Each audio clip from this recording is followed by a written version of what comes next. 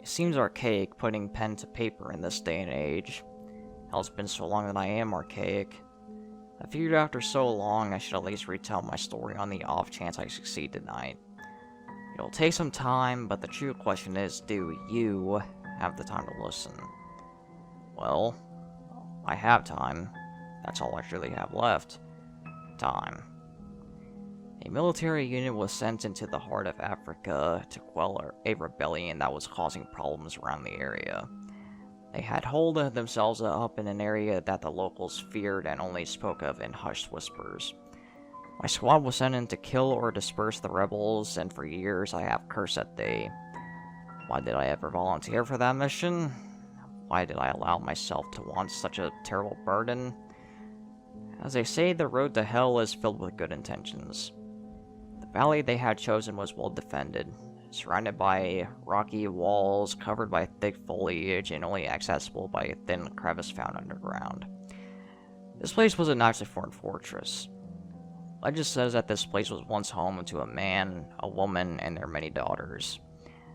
The woman was young and beautiful, and her children were equally so. As the years went by, the mother began to age, and the children grew more and more beautiful. One night, the eldest daughter and the mother were speaking in private, as they often did. The daughter claimed she was even more beautiful than her mother. The mother laughed and told her that her beauty was unmatched, but the daughter persisted and persuaded her to look into a nearby stream and see for herself. When the mother did, she was horrified to find that she was indeed less beautiful than her daughter. Time had given her wrinkles, white brittle hair, and cloudy eyes. In a fit of rage, she grabbed her daughter by the throat and shook her. She shook her, screaming at her that she had stolen her beauty. The daughter tried to fight back, but quickly succumbed to her once loving mother. After she was dead, the mother looked once more to the stream and saw her beauty returned.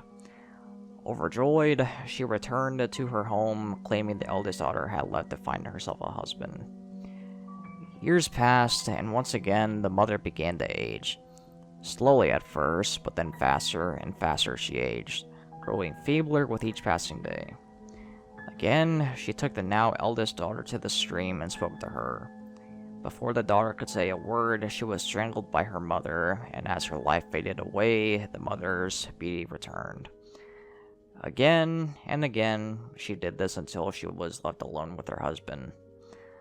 One day, the husband went for a walk with his wife, and they came upon the same stream. As they spoke, he tripped upon what he thought was a root. When he examined it, he saw that it was a bone. The mother insisted it was merely an animal bone, but her husband continued to look, and soon found the remains of all of his daughters. Enraged, he turned to look at his wife and saw that she was reaching for his throat as well. He quickly subdued her and then trapped her in a small cave at the far end of the little valley. He prayed the gods would curse her with the immortality she so desperately wanted. The gods obliged, and since that day, a small stream flowed from that cave. It was said to be the mother's tears.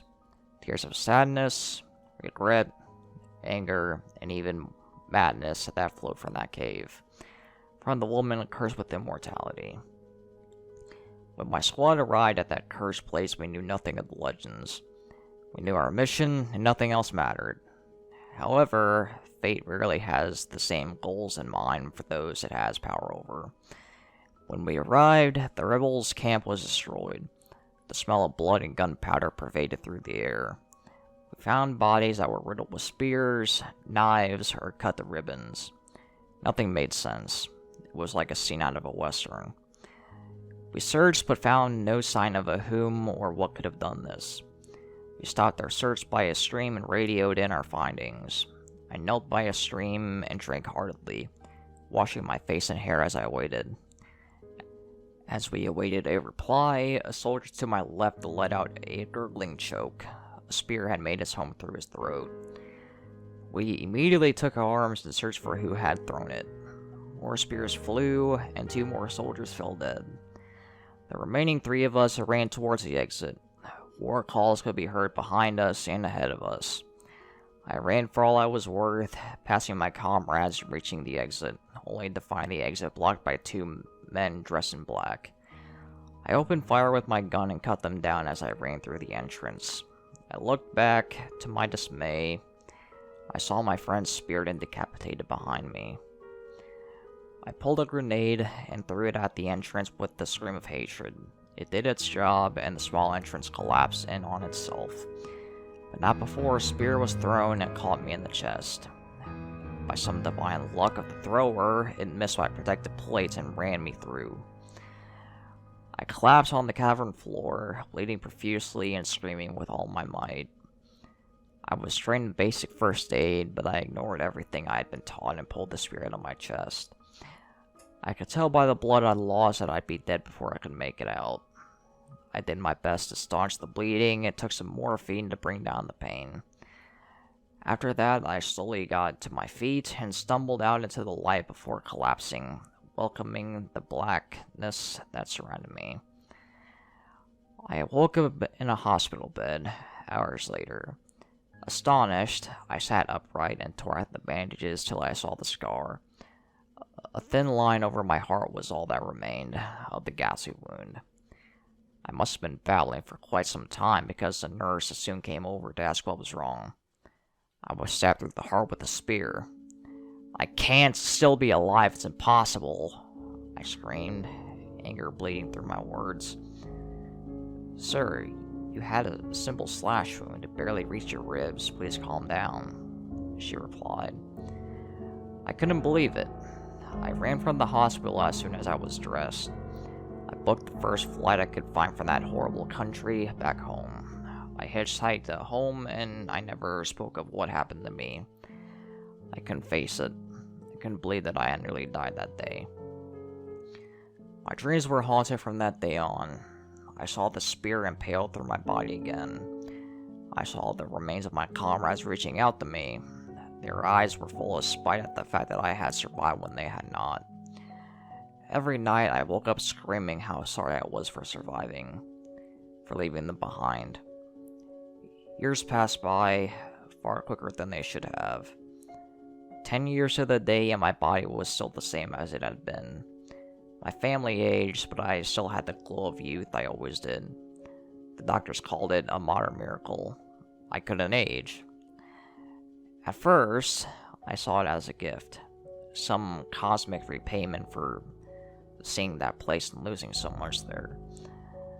Then one day, while driving with my family, it happened. A semi-truck ran a red light and slammed into the car, flipping us over and over again. I was thrown from the back seat and skidded across the road like a rag doll. At first, I thought another miracle had happened. I felt the pain of road rash and bruises that would accompany the bouncing around before that. When I looked down and saw all the damage. My ribcage was obviously crushed. My leg was bent backwards at a horrible angle, and a piece of the car had found its way through my throat. I lay there, once again, welcoming the warm, dark embrace of death once more. Again, I woke up in a hospital bed, groggy, exhausted, and confused beyond belief.